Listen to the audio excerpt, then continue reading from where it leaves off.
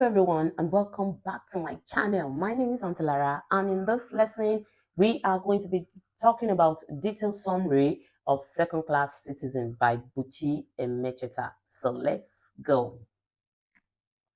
Ada, an Igbo girl, is born in Nigeria during World War II. Her extended family is so disappointed that she is not a boy that they didn't think it necessary to record her birthday. Ada's parents denied her the right to education, owing that she will end up in her husband's kitchen. But her younger brother, boy, gets to attend a primary school. One day, when Ada was 8 years old, she sneaks off to Methodist primary school where Mr. Cole allows her sit in class to learn. Back home, Ada's mother is arrested for child neglect and is made to drink Gary as punishment. Ada's father canes her for misbehaving, but later decides to start sending her to school with boy. Later, Ma, Pa, and all the people of Ibuza celebrate the return of the first man from their hometown to get a degree in England, lawyer Weezy. This event inspires Ada so much and she decides she would like to someday travel to the UK. Ada's pa dies, so Ada is sent to live as a domestic servant in her mother's brother's house. One day, when Ada is about 11, her cousin gives Ada 2 shillings and sends her to buy meat. The fee to take entrance exams for secondary school is exactly 2 shillings. So Ada returns home without meat and refuses to tell her cousin what happened to the money. Even when her cousin canes her, she uses the money for her entrance examination into secondary school. Ada does so well in the examination that she wins a full scholarship to a boarding school. After boarding school, Ada decides to attend university in Lagos. But minors aren't allowed to live alone in Lagos as they are considered prostitutes. So Ada marries a poor teenage student named Francis so she can continue her education. After the marriage, Ada is quite depressed until she gives birth to her daughter, Titi. Ada gets a job as a library clerk at the American consulate with good pay. She convinces Francis that they should go to England. Francis's father disapproves of women traveling to England and tells Francis to go alone to study accounting while Ada supports him financially from Nigeria. Though furious, Ada pretends to support this plan. But by the time Francis leaves for England, Ada is pregnant again. Shortly after he leaves, she gives birth to a son, Vicky. Ada then convinces her in-laws to let her follow Francis by promising that she will be able to make more money if she goes to England.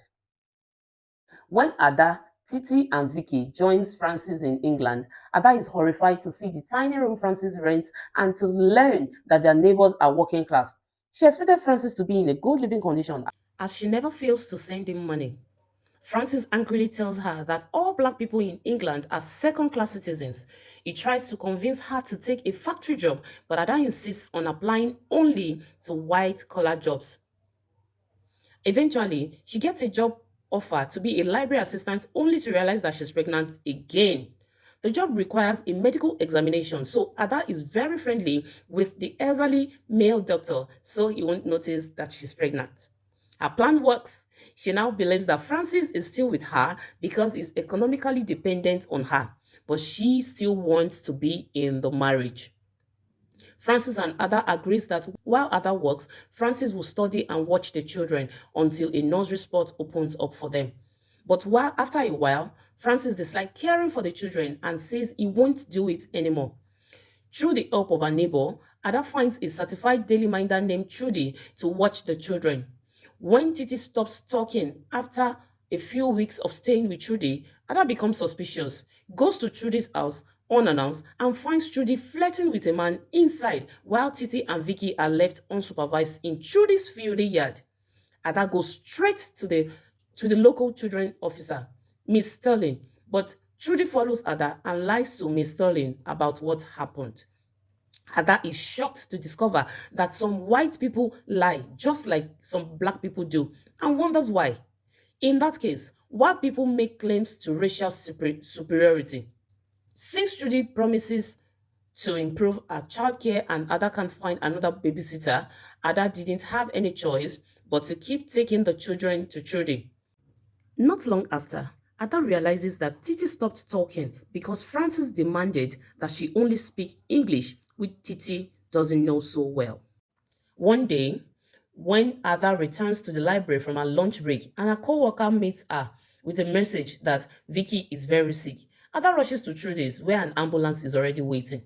Vicky is diagnosed with viral meningitis, which Ada learns is contracted when a person injects the virus. Recalling Trudy's field yard, which is likely where Vicky contracted this illness, Ada tells Francis that she's going to confront Trudy. When Francis questioned Ada's tone, Ada retorts that she knows Francis has been having sex with Trudy and that if something bad happens to Vicky, she'll kill Francis and Trudy. When Ada confronts Trudy at her house, Trudy tries to claim that Vicky must have contracted meningitis from Nigeria. Then Titi walks inside, dirty, from the field yard. Ada moves to hit Trudy, but a passing neighbor holds her back, and someone calls Miss Sterling. After Miss Sterling observes Trudy Grammy house, she tells Ada that they've found a nursery for Titi and Vicky. After Vicky returns from the hospital, Francis and Ada get a letter from their landlord's lawyer evicting them. Ada is not surprised as she knows her childless landlord is jealous of her for having children because she refused to put her children up, which she refused, coupled with the fact that her neighbors hate her for having a white-collar job. For 2 weeks, all the ads she finds for rooms say, sorry, no colors. Then she discovers an ad that doesn't explicitly discriminate against Black people. She and Francis go to see the rooms, which are located in a dilapidated part of the town.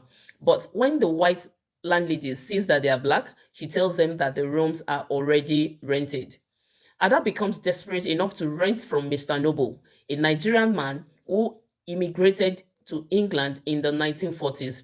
He has trouble getting tenants because of a rumor he started that his dead mother, a witch, killed the rent-controlled white tenant he inherited when he first bought his house. A week before the due date, Ada feels painful movements in her womb. Francis accuses her of making up the pain to get out of work. Over Francis's protest, Ada walks to the nearest surgery where the doctor tells her to go to the hospital immediately. Ada refuses as she planned to have a home birth to save money. The doctor calls the midwives. When the midwives arrive to examine Ada, they tell her that she's bleeding terribly. They called an ambulance and Ada ends up having her son, Bubu, via an emergency cesarean section. While recovering in a maternity ward, Ada contrasts her unhappy marriage to Francis with a loving relationship she sees between the sleek woman in the bed beside us and the woman's husband. Ada doesn't want to get pregnant again, but when she tells Francis she wants contraception, he tells her he'll just pull out. Ada sneaks to a family planning clinic and gets fitted for a cervical cap. Later that night, Francis starts a fight with her and she ends up confessing about the cap, after which he beat her so badly that Mr. Noble intervenes. The following week, Ada discovers she's pregnant again. Ada goes to her family doctor and asks him to terminate the pregnancy, so he gives her abortion pills. Meanwhile, Ada has started working at a new library where she makes friends with her co-workers.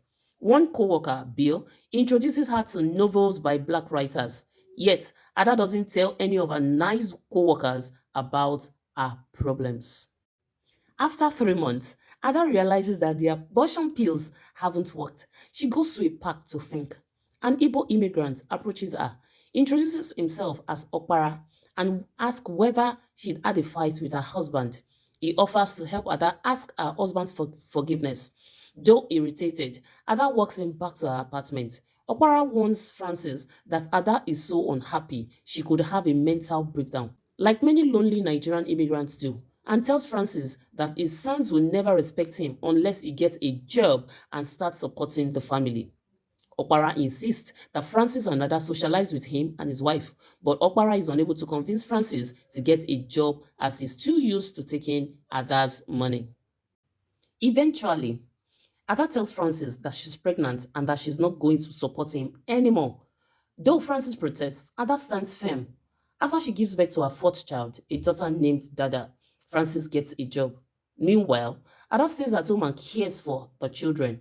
When she realizes that she has a few hours free each afternoon, she remembers her aspiration to become a writer and starts writing a novel she calls The Bride Price in some notebook.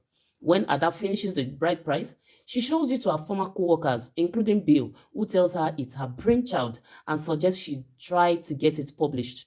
Ada, excited, asks Francis to read it, but he tells her that it's trash and that no one wants to read from a black woman. The next time Ada goes grocery shopping, she comes back to find Francis burning the manuscript. Feeling as if Francis had murdered one of her children, she resolves once and for all to leave Francis. Ada gets a new job and moves out with the children, though Francis beats her as she's leaving. Later, Francis follows Titi and Vicky home from school to Ada's new address and tells her that married Nigerians don't separate. When Ada points out that he violated Nigerian norms first by not supporting his family, he attacks her, beating and choking her until her upstairs neighbor intervenes. Ada decides to take Francis to court. In court, Francis claims that Ada got all her injuries from a fall and refuses to pay child support. He also denies that they had never been married and asks Ada to produce the marriage certificate and children's birth certificates which he had burnt. Ada resolves to support the children by herself and leaves the courtroom.